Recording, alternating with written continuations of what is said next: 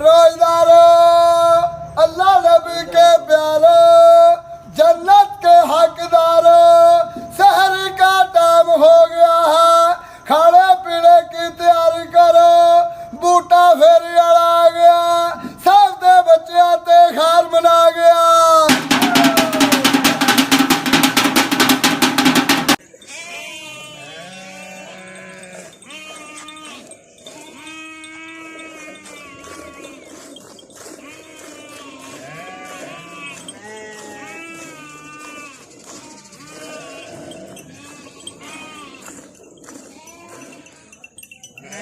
ठीक है ना हूं कोई शा नहीं चढ़े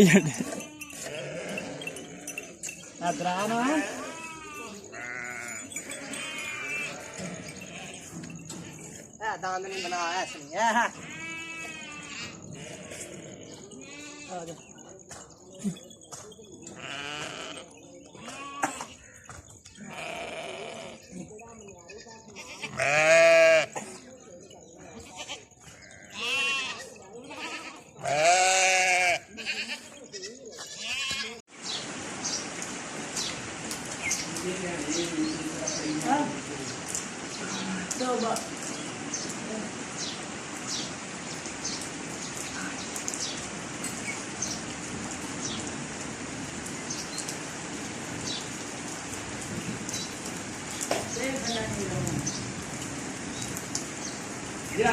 देख अल्लाह देखो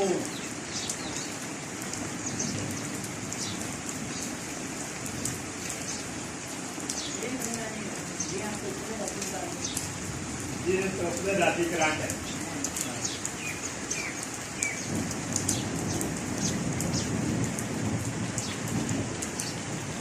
ये राती करांड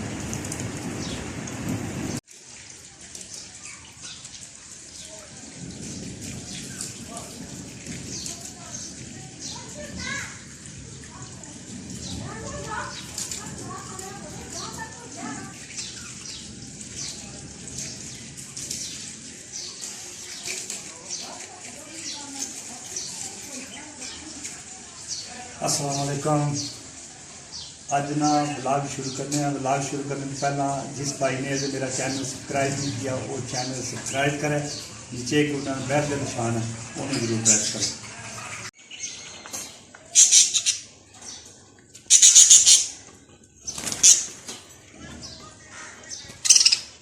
थकी उड़ भी जाते नहीं है।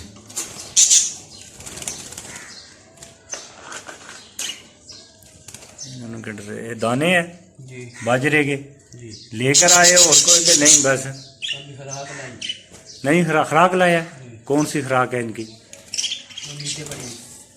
अच्छा अच्छा,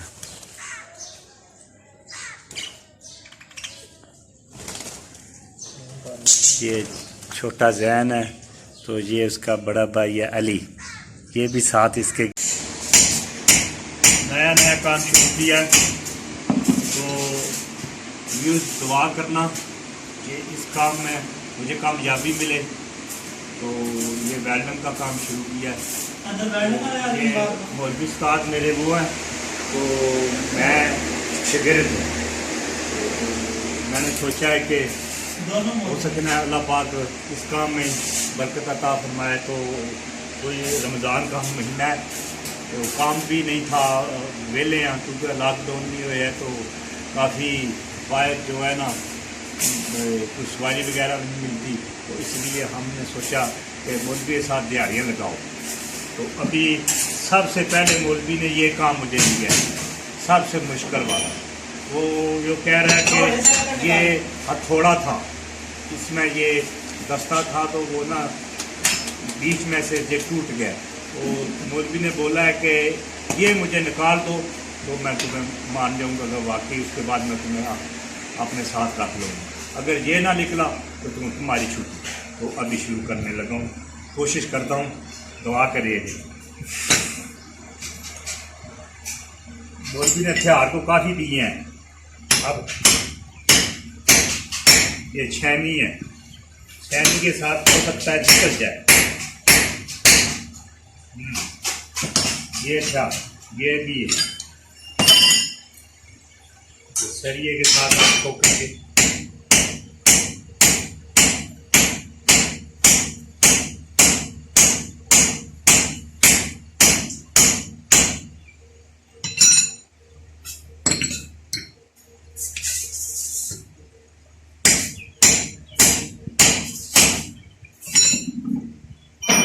जो इसके अंदर मेरा ख्याल है लकड़ है ना जो काफी अतीत है आहो काफी अतीत है क्योंकि इसको वतर ही नहीं लग रहा।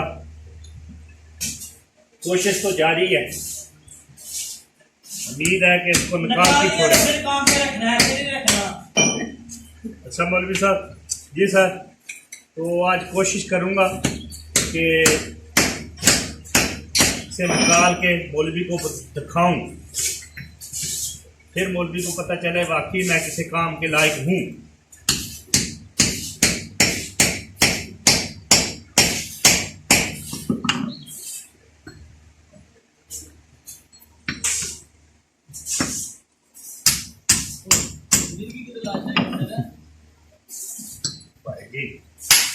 लॉकडाउन होया सी आने कम सीखन लगे, सब कुछ काम मुश्किल है। मौलवी दे दिता मैनू कह रहे जी ठप कराने काम ठीक है भाई जी तको ना थप के कराना, मैं हूँ काम करना सबसे मुश्किल काम दिया है। वो कह रहा है कि ये लकड़ इसके निकाल, ये लकड़ ऐसी ढीठ है, काफी देर हो गया हम इसके साथ कुला कलाई कर रहे हैं, इसका वतर ही नहीं लगता। आहो इसको वतर ही नहीं लग रहा। ये आपसे ज्यादा डीप है। मैं इतना डीप, ये बहुत बड़ी चीज है।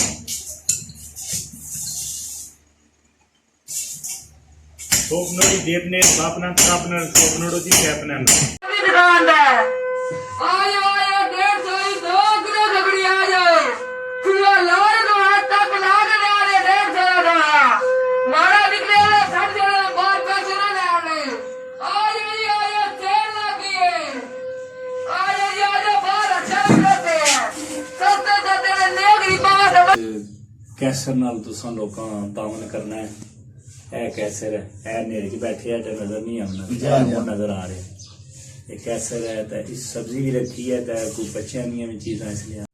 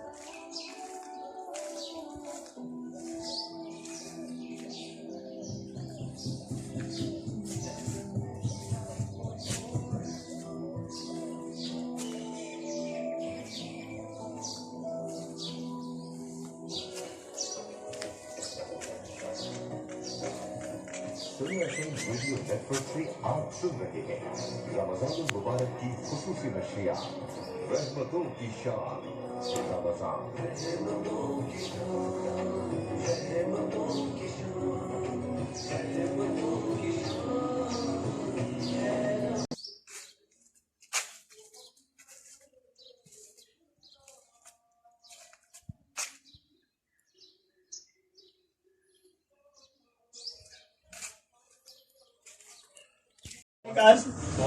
बैठो सर तुसी चटना ना ये जा रहे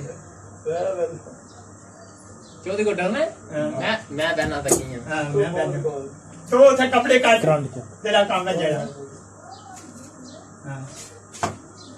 अच्छा तो कपड़े काट जेड़ा तेरा काम है ये ना इशारा है सूट बनाई ते सुबह चाह दी ये ना उधर आखनी चाला जरा तो सूट दे टाइम के टाइम टाइम बस 2-3 मिनट रह गए कितने बजे 5 बजे तू कितने मिनट कर जाएगा हाँ तो जितने मिनट तो काटने